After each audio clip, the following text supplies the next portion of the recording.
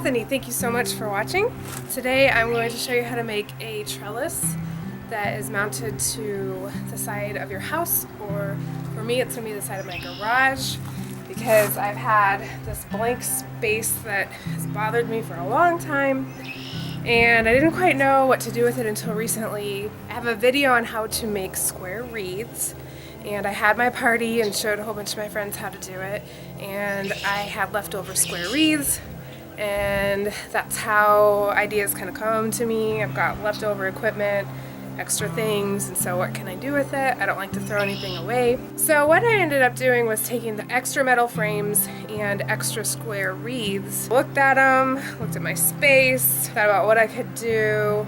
I have grapevines and I also have willow trees, and so what I'm going to be making today is a mixture of grapevines, willow branches, and also just regular branches. So you could actually do this whole thing with just regular branches. The size that you're going to make it is completely dependent on the space that you've got. You want to use a tape measure to make sure you get it right. You will regret it if you end up finished and it's lopsided or not centered. So I don't like the detailed kind of things, but with this one you need to measure. Some of the supplies you will need: grapevines, willow branches, or regular branches. You'll need some tan spray paint to spray paint the wire before you use it so that it blends in with the branches. You'll need some hooks from the hardware store that have a screw back on it so you can screw it into the wall. You'll need a couple really long straight branches for the sides, or you could go to the hardware store and get some dowel rods and spray paint them. You'll need 17 gauge wire that I spray painted brown or something close to that. You'll need wire cutters, also tree trimmers, copper colored floral wire, drill, and probably about 4 hours. So the first thing I did was to combine 3 of my square wreaths. You can do whatever pattern you want. You can watch this whole video and decide, oh, I really like that, but I'm gonna do my own. But if you want to, you can watch the square wreath video, and I made 3 of them and then used the floral wire to connect the 3 together. And basically, go crazy with the floral wire and with the wire. The more you use, the stronger it's going to be. When you're connecting joints, go every direction and then make sure you twist it at the end so it stays together. So after I put my 3 wreaths together, I measured my space and marked where I wanted to put 6 of the hooks that screw into the wall. So first you want to put a small guide hole for your screw to go in, and the size of the drill bit needs to be a little bit smaller than the width of the end of the screw hook that you're putting in. Don't be afraid to use a drill. It's a good friend to have. So you'll want to put a guide hole in, and then you'll put those screws in that hole, and hopefully they'll turn and be nice and tight and sturdy. Make sure you leave a little bit of space. Don't screw it in as far as you can. That way you have plenty of space to attach your wires to as you're making your structure. So first of all, take the 17 gauge wire that you spray painted and start by making a big box or rectangle. Here are the 6 places where I put them, and then you're just going to go from hook to hook, wrap the wire around each hook, and then go to the next one to form a nice strong rectangle or square. Measure the distance from the top of your square wreath to the bottom and make the length of that the same. That way when you hang your 3 wreaths, one end touches the top middle hook and the other touches the bottom middle hook.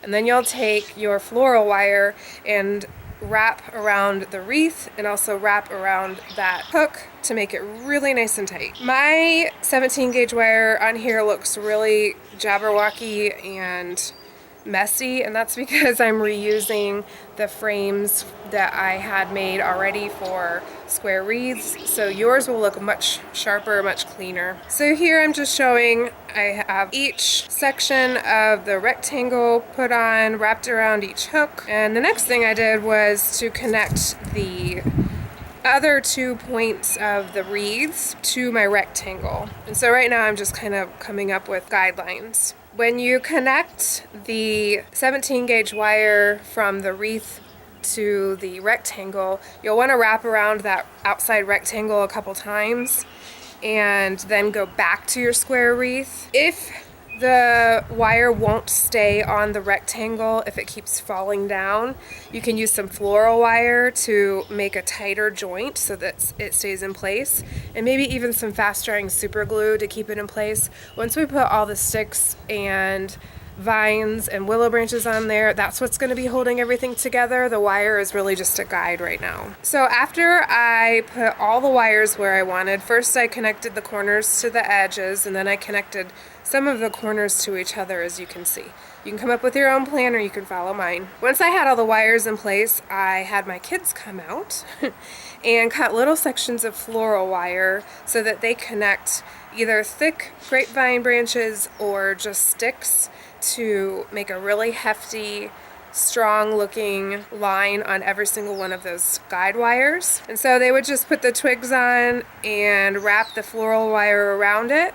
I started taking dried willow branches and wrapping them around those. And I just continued that process. You can use sticks, you can use grapevines. Grapevines are gonna be a little harder to work with this kind of project, but just keep adding more and adding more until it gets to the point where it's really thick, really solid, really sturdy, and looks purposeful.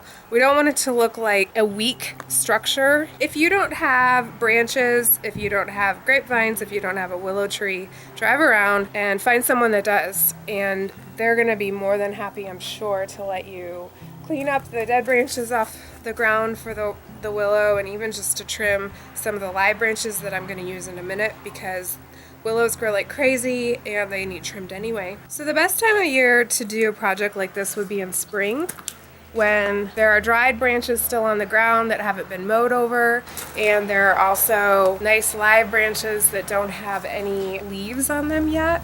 And it's springtime here, and you can see all the buds are starting to come out on the willow. So I've got my trellis the way I want it, and I've used wire and dead branches and dead sticks. And so what I want to do now to keep it all together is to use green live branches that the leaves aren't out yet. And you want to especially reinforce all the joints. So tuck your willow branch in somewhere nice and strong, and you are going to want to wrap these branches around until there's enough left that you can just tuck it right in. And you can see right there, it's going to strengthen all those joints, and when these dry out, they will be brown and it'll look fantastic.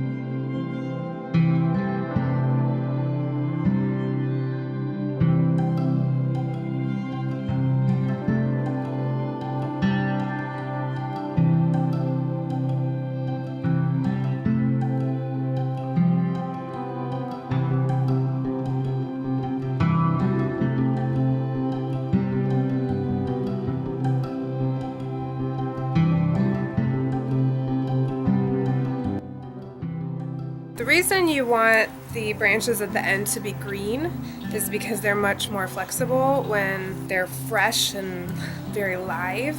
If you don't have these, and if you don't have grapevines, you can just use that floral wire and wrap the whole thing. Just go row by row and wrap it really nice and tight so that it's not going to fall apart. And you can even do that if you're afraid. You can do the willow branches and then you can wrap it with floral wire. I have almost used an entire thing of copper floral wire to make this.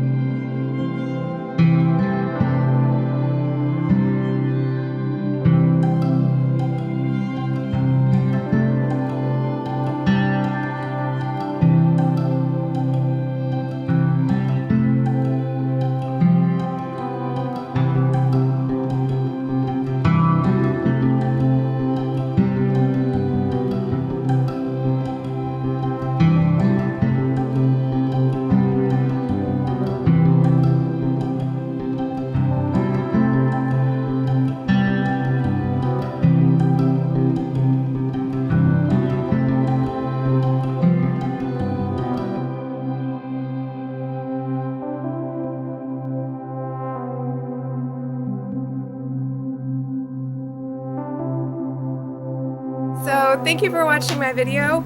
Please hit like and subscribe so I can make more. And I hope that you're inspired to do this and that you inspire other people to share the sweetness of creativity.